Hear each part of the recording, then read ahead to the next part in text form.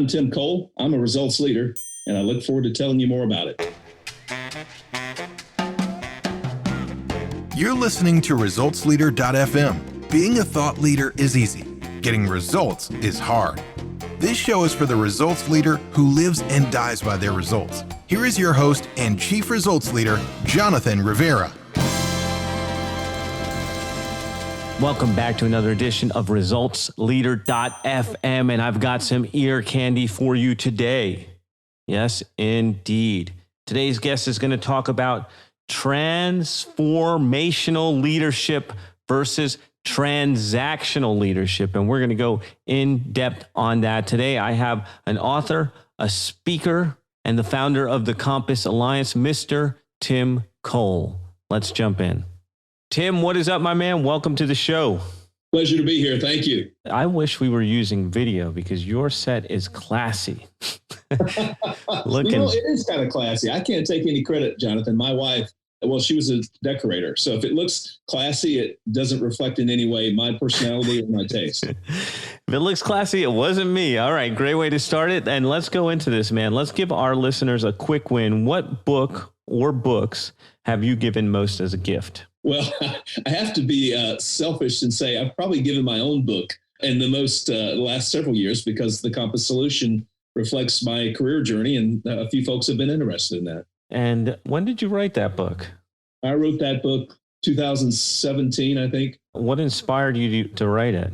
I stumbled into life sciences when I was very young without any career direction, and over the scope of what turned out to be a 38-year career, had a number of adventures and misadventures, and it so affected me that when the time came that I was about the only one left from that little company that I joined that had become one of the largest in the world, I thought, you know what?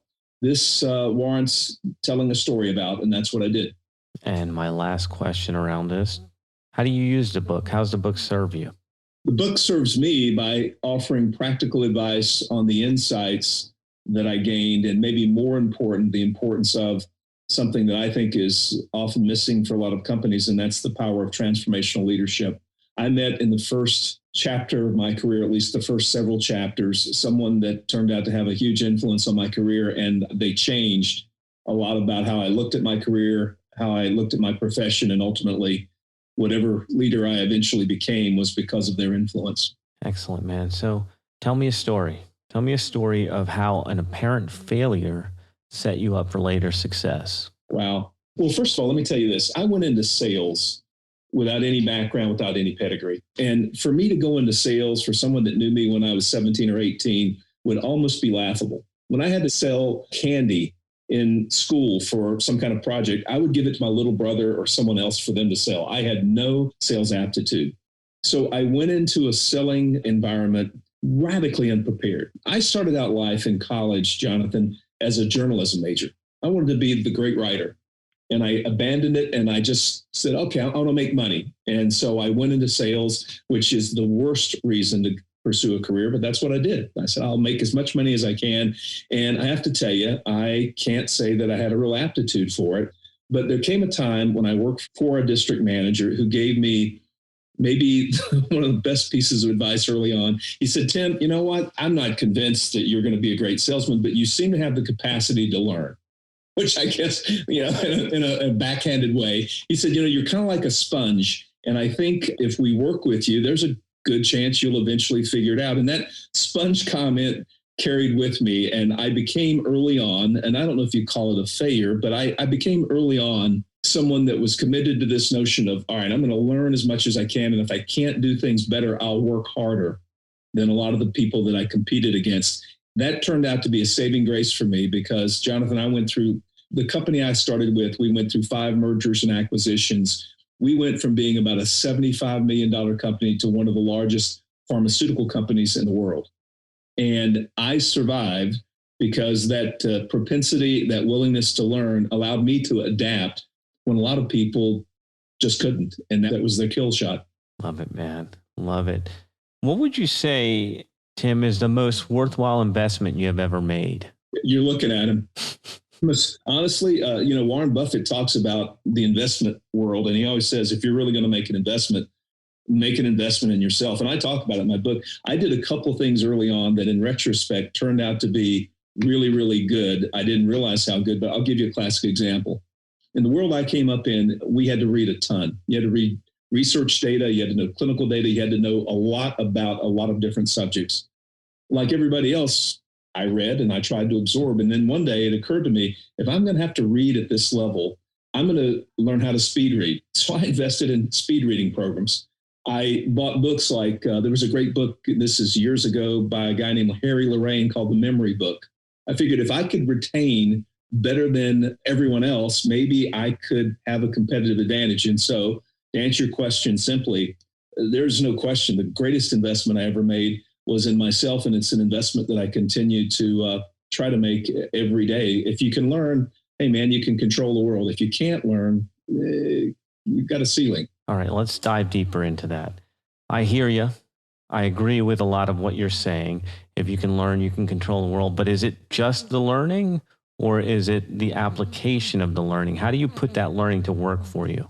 There are a lot of well-schooled people that don't have jobs and they never go anywhere. It is the application of the learning. I consult with a lot of senior executives today. Here's one of the things I've learned in working with a lot of senior executives. For those that operate under the assumption that it is the brightest and the greatest intellects that rise to the top of organizations, I got to tell you, you need to wake up, because more often than not, it's not the person that has the genius level IQ. It's the person that has, in some cases, either genius level emotional intelligence, but more important, the willingness and the capacity to put the intelligence to work. So your question has its own answer. If I have the choice of having high intellect or high application, I would rather have somebody that can apply the principles rather than someone that simply knows a lot. Yeah, it's that tenacity to put it to work for you and not accept no as an answer, which sounds a lot like you. I've had a lot of no's in my life, though, Jonathan. Let me tell you, almost every day, as a matter of fact. But that's part of the fun. And that leads me perfectly to the next question. In the last 5 years, what new belief, behavior, or habit has most improved your life? Well, early on in my career, I ran a leadership development initiative, and I still teach a lot of the principles of leadership and transformational leadership, as I mentioned before. I'll give you the biggest epiphany for me in the past 15 months.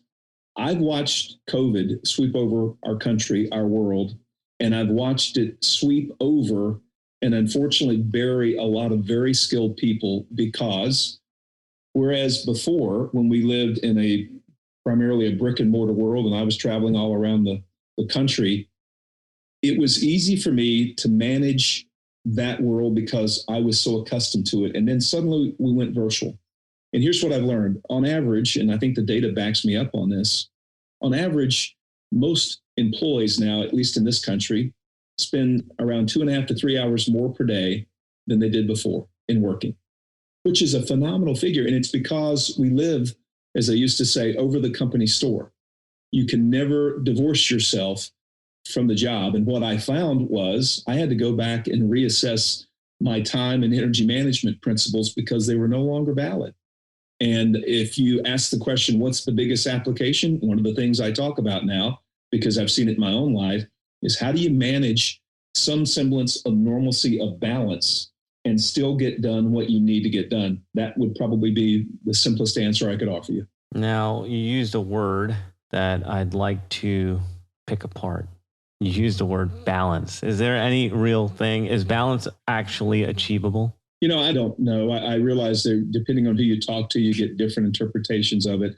I'm not convinced that we can, for instance, work, as one of the popular books says, a 4-hour work week. But Come on, man. and I'm not being critical, but I think for most of us, balance means balancing the values that we hold near and dear. And I can tell you that today, as opposed to 25 years ago, my life is much more in balance than it was.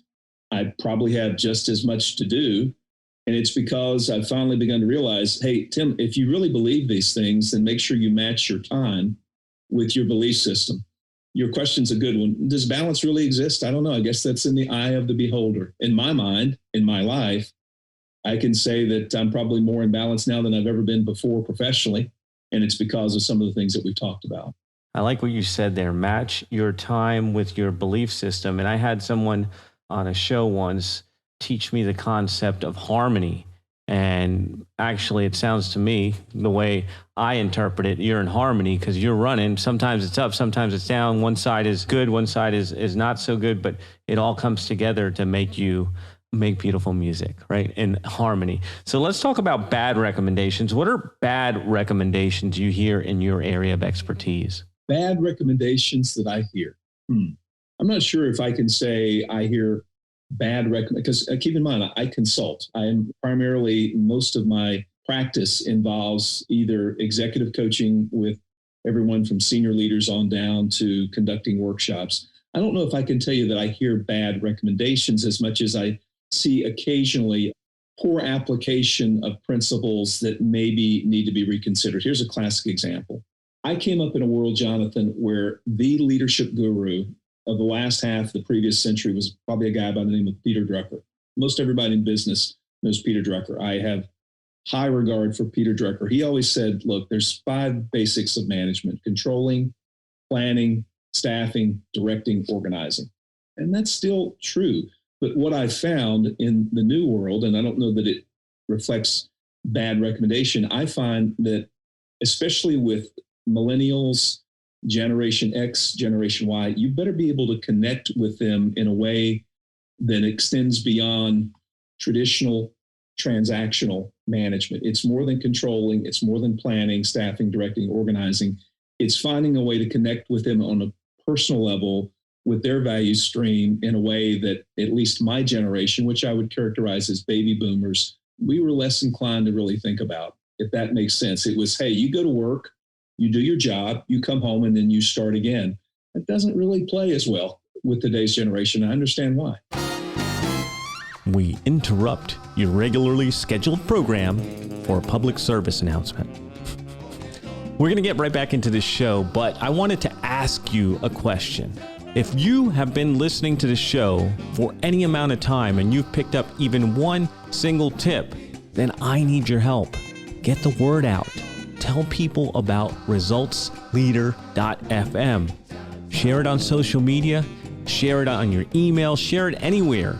Hashtag resultsleaderfm. Now let's jump back into the interview. I dig it. You're just going to do the work. No emotion involved. Go do the work, and the reward is in getting the work done. Now it's a different world for sure. There's more empathy involved. So let's talk about results. Why do results matter, Tim? Well, in the world that I came from, if you didn't produce results, they mattered because you wanted to live. You wanted to make a living. You wanted to feed your family. Results matter because ultimately in the business world, the world that I've been a part of now for, 4 decades, that's what distinguishes the people that get to stay from the people that have to go. Now I've got the Ramones song in my head. I like it. So let's think back over the last 5 years. What new realization has helped you get better results for your clients? Well, I referenced something earlier, and here's the backdrop on it.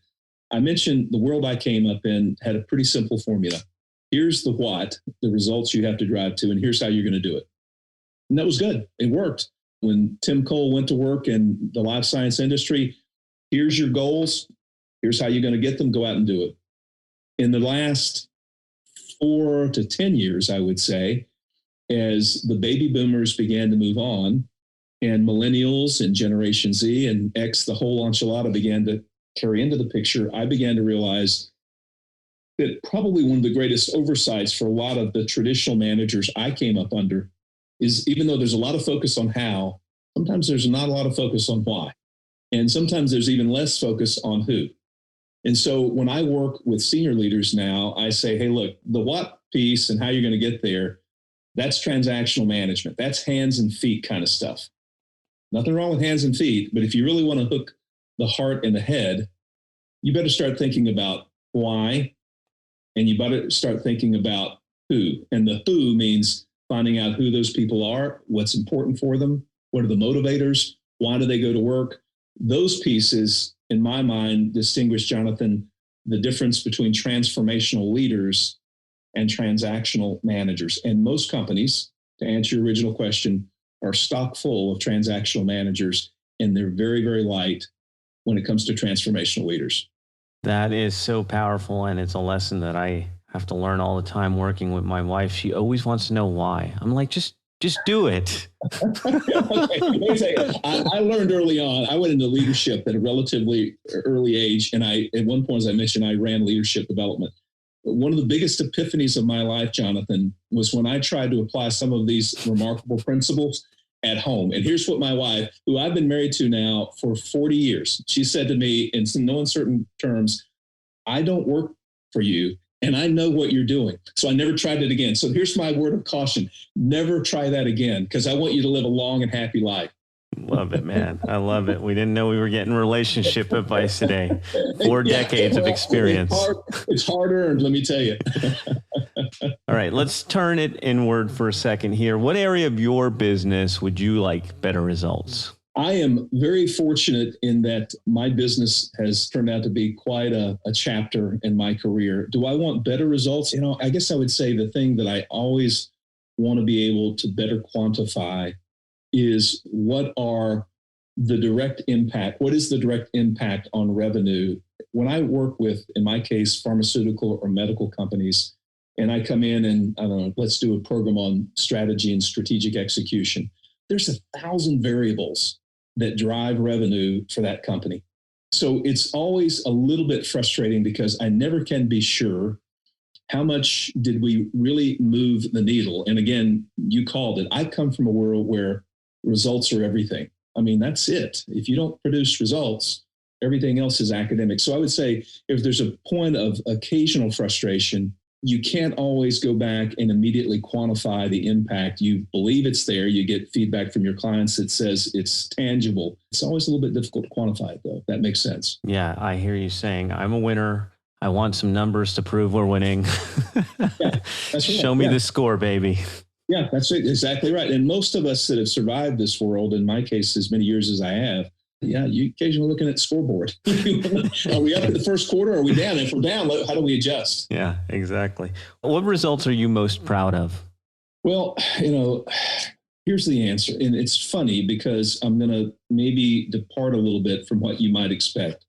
I grew up in a world where results were everything, but I'm at a point in my career where the greatest result I would probably point to is that because I had a chance to work with a lot of different people and had a lot of great people that I was able to manage. Whatever limited curriculum vitae I can point to now is probably reflected in those leaders and what they've gone on to do. I know it sounds a little bit antiseptic, but it's the reality. I've had the good fortune of managing a number of people that have gone on to very senior levels, CEO positions and others. And I would say if I've been able to make any kind of limited imprint in their career, that's probably the thing I'm most proud of. Yes, sir. So we're rolling towards the end here. Any parting thoughts you want to share with the results leaders who are listening to us right now? Yeah, well, I would tell you, one of the reasons I went and decided after I had taken a quote unquote early retirement after 38 years in life sciences, I said, I'm going to be a consultant. And the beauty, I think, of consultants is that they can step away and they can look at the world with a little bit less of a jaundiced view than if you're in the game. It's kind of like being up in the fifth row of the bleachers. You can kind of see the field a little bit better. I did that because I felt like maybe I could make a difference, but I also did it because, frankly, and I'm not anti-academic, but I think sometimes there are a lot of people that bring out a lot of scholarly advice. But the key is if it's not functional, it doesn't count. And so the reason my practice, I think, has done as well as it has is I've played the game so long. I say that in order to say this. Sometimes we get wrapped around the axle with a lot of stuff. And again, it's not an indictment toward academia, but I always say if it can't be functionally applied, if it can't drive results, then you need to stop and think about it. And when I consult with senior executives, we always go back to that again and again and again. And so here's something I say to leaders when we talk about the role of managers, role of VPs, role of any kind of leader. I'm a minimalist. And I always say, look, if you really want to know what I've learned about leaders, Every great one does three things. Number one, they can attract and recruit exceptional talent. Every one of them can do that. Every one of them. Number two, they can develop and they can retain that talent. And then the third thing every one of them can do is they can build the individual pieces into a whole that exceeds the sum of its parts. So when I work with senior leaders now and they say, I want you to work with Susan, we see some gaps here. I always look at that and we say, okay, let's take these three fundamental pieces and see where we are. And more often than not, whether it's a first line district manager or a senior vice president, you look at those three things. If they can play the game well in those three areas, the game gets infinitely simpler. So to your question, if you're really looking for results, look at those three factors. And more often than not, they pay off pretty well. Wow. You guys are going to have to hit rewind on that, listen to it a couple times, and then you'll also realize why we had to have Tim on the show is because he said in his eloquent way, thought leadership is easy, results leadership is hard, and there's only certain people driving results, which I love, my man. Cool. So I know people are going to want more from you. Where can they go to get it? Well, first of all, thank you, Jonathan. It's been a pleasure talking to you. I can tell you're a no nonsense, let's talk about what's real kind of guy, and I appreciate that. If they want to visit my website, thecompassalliance.com, that's probably a pretty good place. I think you're going to probably post my bio. I'll invite them to visit LinkedIn. The book is The Compass Solution, A Guide to Winning Your Career. A lot of the principles that we've talked about, we expound on in that book, and that's probably a pretty good start. And as always, I welcome any opportunity to talk to people, and I'm doing what I love, man. Can't ask for anything more. I can tell. And we will absolutely share links to everything in the show notes. So thank you, Tim, for sharing your insights with us and spending a little time with us. Thank you, our dear listeners, for tuning in, and we will be back in your earbuds next time. That is a wrap for another edition of ResultsLeader.fm. If you are out there getting results for your clients and you want to be featured on the show, go to ResultsLeader.fm now and apply to be on the show.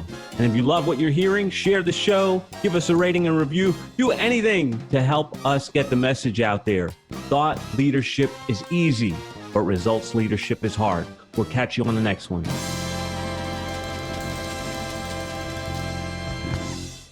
This is the podcastfactory.com.